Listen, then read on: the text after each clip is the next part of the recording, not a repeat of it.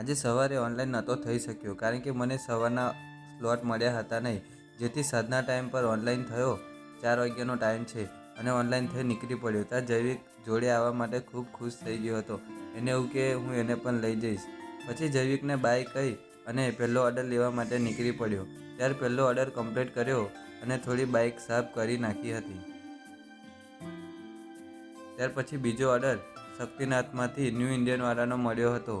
એ order લઈ જઈ અને કસ્ટમરના ઘરે જઈ કમ્પ્લીટ કર્યો હતો.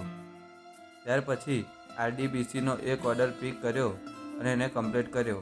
પછી ભૂખ લાગી હતી તો એક પફ ખાધો હતો. ત્યાર પછી આ મોટો પિઝાનો ઓર્ડર પાપરિકામાંથી લીધો અને કસ્ટમરના ઘરે જઈ એને ડિલિવર કરી નાખ્યો. અને આજનો છેલ્લો ઓર્ડર મંગલ બજારમાંથી લીધો અને એને કમ્પ્લીટ કર્યો.